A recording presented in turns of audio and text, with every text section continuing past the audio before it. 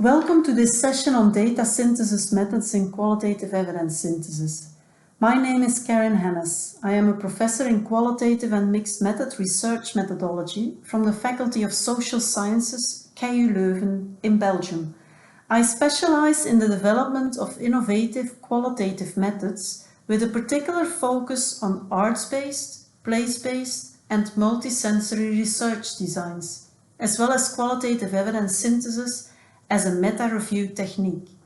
My team works from an inclusive academic activism perspective and contributes to theoretical discussions on quality assessment of research, the role of qualitative and artistic research in an evidence-based discourse, and the potential of creative research dissemination practices.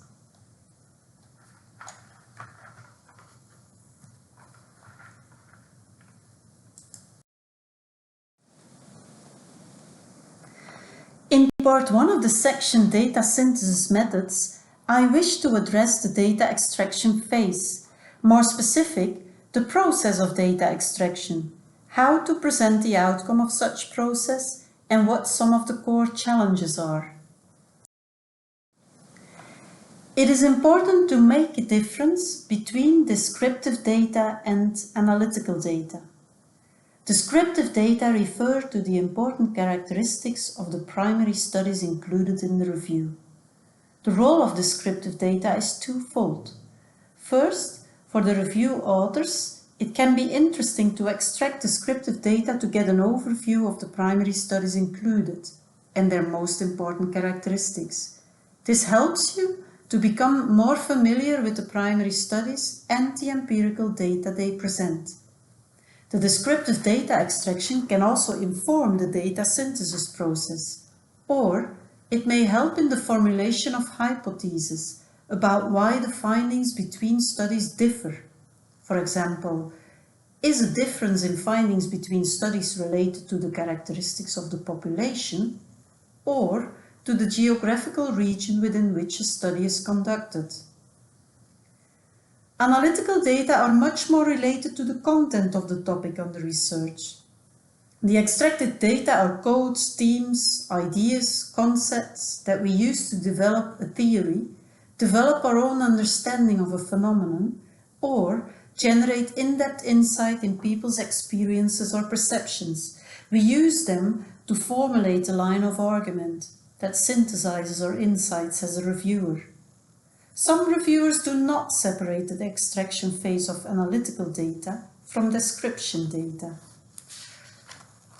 For the purpose of clarity, we will address the analytical data in the synthesis part. Most review authors who extract descriptive data from primary studies will use a four-step process. First, they decide which descriptive data will be extracted and accordingly develop a preliminary data extraction form and coding guide. Second, they pilot this data extraction form and the coding guide. Third, after optimizing the data extraction form and coding guide, at least 2 independent review authors from the review team use them to conduct the actual extraction of descriptive data. Fourth, the review authors who extract the data identify and discuss differences in extraction and where these are related to. Let's look at the first step, deciding which descriptive data will be extracted and developing the descriptive data extraction form.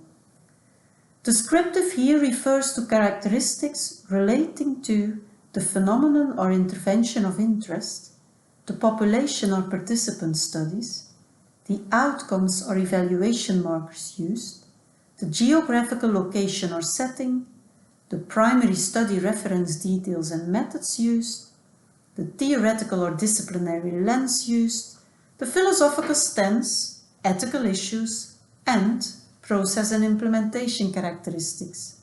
In the remainder of this section, we will discuss these 9 descriptive data characteristics in closer detail. Depending on the topic and the aim of your literature review, different descriptive data characteristics might be relevant to extract. For the phenomenon under study, we select data related to the question, what are the researchers interested in exactly? Is it a situation, an event, a program, a particular disease? Is it a structure maybe, a culture, or a system, a school or a health system? Specify the context in detail. For the participants section, we focus on number of participants included in each study. This equals the sample. The participants' gender, age, ethnicity, risk status, and any other participant characteristics that are relevant for your review. Extraction on the level of evaluation markers is linked to the question, what is inventorite? Experiences, opinions, perceptions, perceived effectiveness in relation to the topic under study, sometimes also the impact of the experience on the participant in terms of quality of life, well-being, empowerment, or any health outcome that can be specified in advance. For geographical region or setting, we extract data on country, state, region, perhaps also on setting in which the study is conducted, education, healthcare, a particular type of community, urban, suburban or rural. The type of school can be mentioned, the type of hospital setting like inpatient or outpatient, anything that you think is relevant. Some authors also include cultural background as an extraction category, or religion, whatever is relevant to your review topic. Design and methods is a big chunk, so some review authors would prefer to split it up in subsections. For example, study design, data collection techniques, data analytical techniques. Some authors don't provide labels, such as grounded theory or narrative study or action research. It would make our life much easier. But they do provide descriptions. Use these as an alternative to the labels when these are missing. We generally extract data on study design, recruitment and sampling strategy, data collection methods, analytical methods. In addition, you can also extract information related to the publication itself, such as its publication year, the publication type, whether it is peer-reviewed or not, or the type of organization that produced the report. Is it a policy report or an academic one? Was the research funded or not? Why is this important? Because it might provide us information about potential conflicts of interest, which we need to take into consideration when we look at the results and the interpretations of the studies. Not all studies are transparent about their theoretical perspective, or even aware of which theories influence their work. But it helps us to make sense of the data, to see where a review team is coming from. When we read the text with their framing in mind, we usually understand them better through the theories they use. Some present theoretical frames as logic models. Others use mid-range or grand theories to situate their findings or assist in interpretation. Theory and philosophy are actually not the same thing. Theories are linked to your specific topic of interest. They help explore, explain, situate, or investigate your phenomenon. In some, they deliver concepts developed by others to make sense of the data. Philosophies, also called paradigms, refer to worldviews or epistemologies. How do we know the world? By which procedures? Postpositivism is a good example of this, as is interpretivism and critical theory. while you are screening the primary studies, you might as well extract data on ethical issues. For instance, whether the primary study was approved by an ethics committee or an institutional review board, whether and how the primary authors obtained informed consent, and how ethical issues were addressed in the primary studies. Some authors would choose to address this in the critical appraisal exercise. So you need to discuss within the team what goes where. Some review authors or teams are interested in interventions or in programs. In that case, it makes sense to extract data related to the characteristics of the implementers, the fidelity and dose of a program, its potential, its reach, the level of engagement of the participants. It might also be relevant to capture data related to potential dropouts and discuss within the team why these dropouts actually were there. Some review authors also include a box with main conclusions and implications for practice and policy. It helps them to make the connection with the more analytical phase of data extraction. Let's go to step 2, piloting the extraction form and the coding guide. We recommend piloting the data extraction form and the coding guide before you will use them for the actual phase in the review. For the piloting exercise, at least 2 review authors independently look at a small set of retrieved publications, for example 10 publications out of your pile. They use the form and the guide for extracting the necessary data, and during this exercise they can additionally note down any ambiguities or suggestions for improving the form and the guide. For instance, the coding instructions might be confusing for a certain characteristics, or the provided list of coding options might be incomplete because it does not cover all situations. Afterwards, the 2 review authors should compare the data extracted from publications. The review author should discuss any interpretational differences related to the codes and the coding process. If there are inconsistencies or any ambiguities in the form or the coding instructions, the form and the guide should be revised. In case major changes were made, we advise you to conduct a second pilot testing round in which you can use the adjusted extraction form and coding guide on a new set of retrieved publications. Step 3. Conducting the descriptive data extraction. After the descriptive data extraction form and coding guide are finalized, they can be used to extract descriptive data from all the studies included in the qualitative evidence synthesis. It can be filled in electronically or by hand.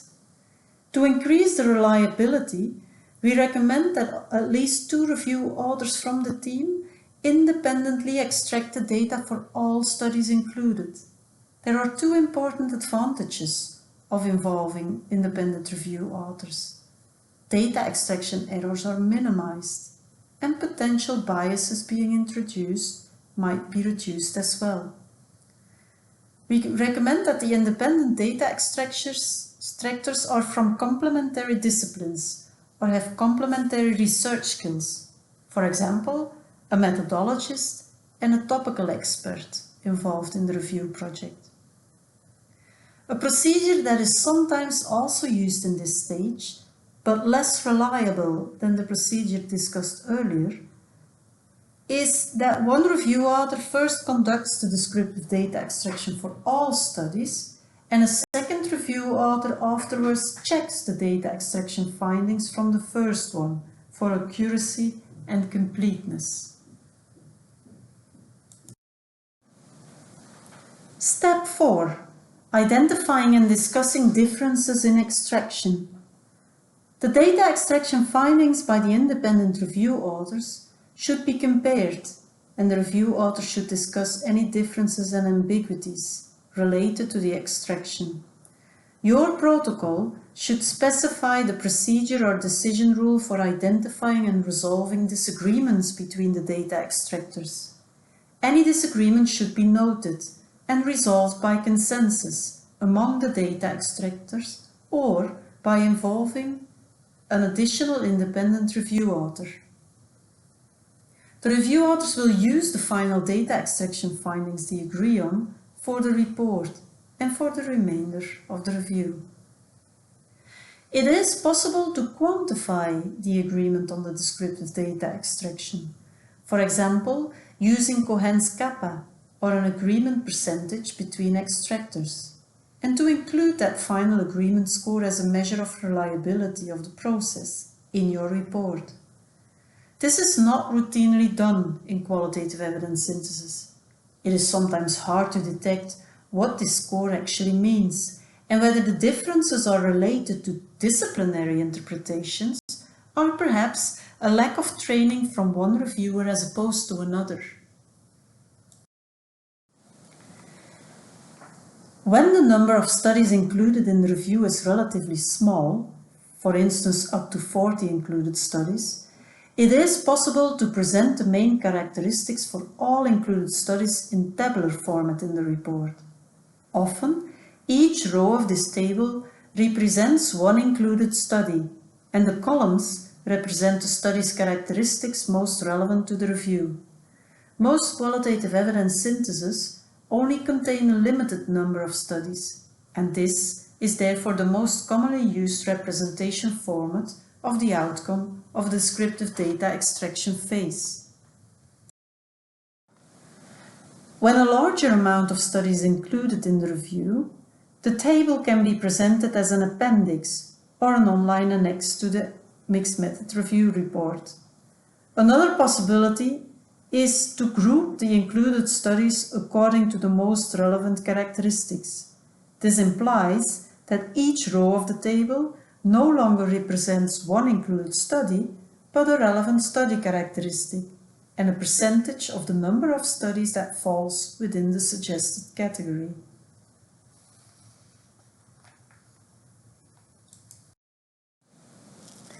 There are two core challenges to the data extraction process.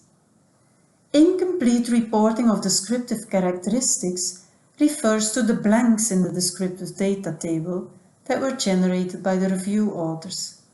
It is not uncommon that review authors intend to extract descriptive data, but these are not reported in every primary study included. Authors might not have mentioned the study's theoretical background or their philosophical stance. A first way to deal with this issue is to leave these cells in the descriptive data table in the review report blank. A second way to deal with this issue is to look for other publications on the same study and to see whether the missing data are available in these publications. It is, for instance, possible that a publication included in the review is a journal article, but that the accompanying author note says that this study was conducted as a doctoral dissertation. In that case, it's likely that the doctoral dissertation contains more detailed information than the journal article.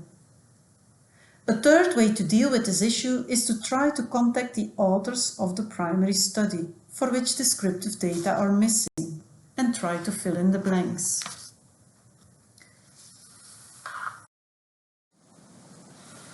Incorrect reporting of descriptive characteristics refers to errors and inconsistencies in the primary reports. An example is an empirical study on a group of participants for which the average age is reported more than once in the research report, but the reported average ages are different. In that case, it's likely that the authors of the primary study made a mistake. If you are confronted with an issue like this, we advise you to try to contact the authors and ask for clarification. If you are not able to contact the authors, you can decide to leave this cell in the descriptive data table blank or look out for sibling studies to see what they have suggested as the right indicator. To conclude, here are some questions for thought in relation to your own review project. Which descriptive data will you extract from the primary studies? Who will you invite as co-extractors? How will you present the extracted descriptive data to your readers? If you want to conduct a small exercise, here are some guidelines to coordinate your first experience with data extraction. First, think about which descriptive data are relevant to be extracted from the primary studies included in your review. Accordingly, develop a preliminary data extraction form and coding guide. Second, pilot this preliminary data extraction form and coding guide. Have at least 2 review authors independently look at a small set of the publications retrieved and let them use the form and coding guide to extract. Afterwards, compare the extracted data, discuss any interpretational differences between the data extractors relating to the codes and to the coding process. Then revise the data extraction form if there are any inconsistencies or ambiguities. In case major changes are made, let the review authors independently conduct a second pilot testing round, in which they use the adjusted extraction form. Third, after optimizing the data extraction form, have at least 2 review authors independently conduct the actual descriptive data extraction for all the primary studies, or at least a bigger subsample of it. Fourth, the review authors involved should discuss the extracted descriptive data for all included studies and identify and resolve any extraction disagreements. Finally, they should report on the final descriptive data extraction findings. Use this exercise to find partners for your own review. By now, it should be clear that a decent review needs a team behind it. Make use of your colleague students and help each other out.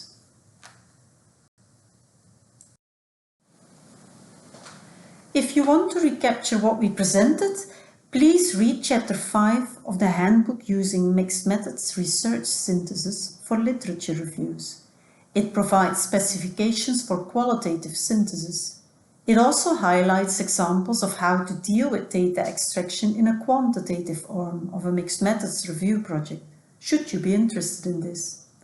Now that you know how to extract descriptive data, let's move towards a more analytical layer of extraction in the next lesson.